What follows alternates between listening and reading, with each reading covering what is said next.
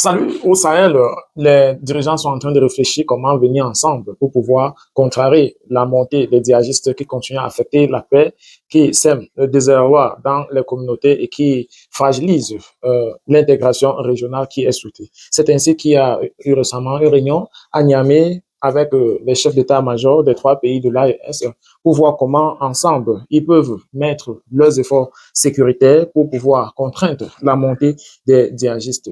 Cette coordination des forces de sécurité veut augmenter le temps de réaction, c'est-à-dire faire des réactions rapides, améliorer le renseignement et puis identifier les zones où des insurgés sont en majorité pour pouvoir donner à la population locale une capacité de résilience, former les militaires et augmenter la coopération entre élites militaires et l'engagement communautaire. Je t'explique tout dans le récit qui suit. La menace persistante posée par le groupe de soutien à l'islam et aux musulmans, JNIM, continue de fragiliser le Sahel, compromettant le développement, la gouvernance et la sécurité de millions de personnes.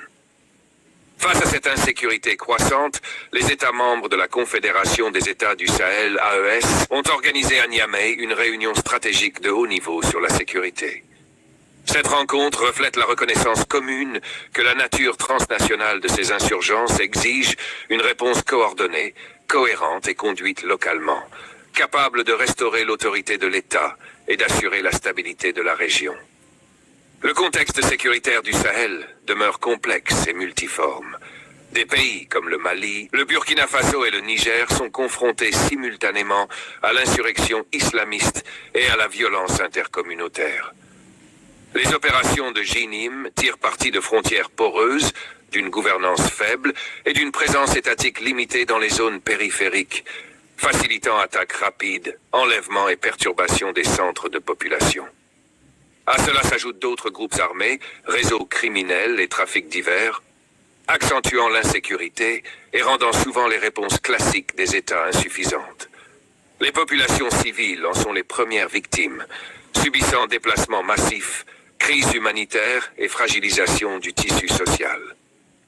Les forces de sécurité conjointes de l'AES doivent relever des défis majeurs. La coordination transfrontalière reste difficile, entravée par des limites logistiques, des lacunes en matière de renseignement et une capacité de réaction rapide, encore insuffisante. L'intégration de doctrines militaires variées, de chaînes de commandement et de protocoles de communication différents ralentit les opérations et diminue leur efficacité. Les contraintes politiques et les niveaux variés d'engagement international, notamment la présence ou l'absence de forces françaises, compliquent également la planification stratégique et la construction d'une sécurité durable. À cela s'ajoute la géographie du Sahel. Déserts et vastes zones rurales offrent aux insurgés un avantage naturel que les forces classiques peinent à contrecarrer sans stratégie adaptée et fondée sur le renseignement.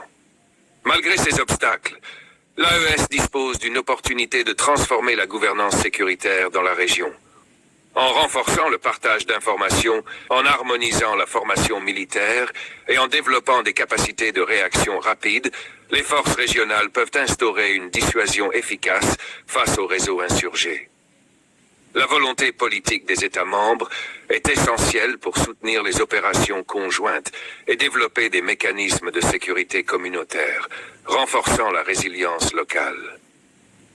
Si les partenariats internationaux peuvent apporter un soutien tactique et technologique, la stabilité durable du Sahel repose sur une stratégie conduite localement, fondée sur la souveraineté régionale, la confiance avec les populations et l'intégration des efforts civilo-militaires. Une approche unifiée de l'AES constitue un levier pour un Sahel libéré des insurgences. Le partage coordonné du renseignement, des opérations militaires synchronisées et le renforcement des structures de gouvernance peuvent réduire l'espace d'action des groupes comme JNIM.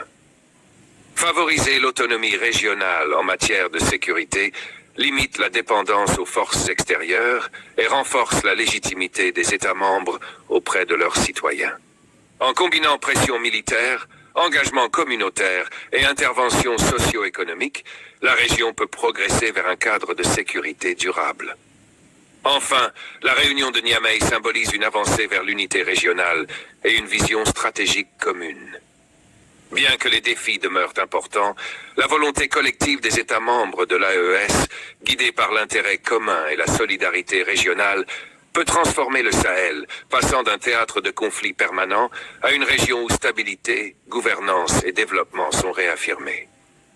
Un Sahel libre d'insurrection est possible lorsque les États agissent ensemble, en valorisant l'expertise locale et la coordination régionale pour sécuriser l'avenir de leur population, avec ou sans partenaires externes. Alors, tu aurais compris que les pays de l'AES ne dorment pas. Ils ont décidé de trouver des solutions locales à leurs problèmes et ils pensent qu'en venant ensemble avec la nature géographique de l'AES qui a des territoires qui s'étendent sur de longs kilomètres et qui sont pratiquement occupés par le désert, ils pensent que s'ils fédèrent leurs énergies ensemble, ça aura plus de résultats que de se faire éventrer à tour de rôle par les djihadistes qui montent en puissance souvent cachés dans des pays voisins qui refusent toujours d'être honnêtes sur le plan diplomatique. Donc, avec cette réunion de Niamey, on espère que la réaction de l'AES face à la montée du terrorisme serait plus efficace, moins coûteux et surtout que ça serait plus rapide pour pouvoir mettre définitivement un terme à cette croissance des terroristes qui montent et qui profitent aux ennemis de l'AES. Que penses-tu de cet effort qui est mis en place par les différents chefs d'État? Et merci d'être abonné ici. Merci de partager, continuer de communiquer, de commenter. D'ici à un autre numéro, prenez soin de vous. Quoi qu'il arrive, gardez le sourire et bien le bonjour.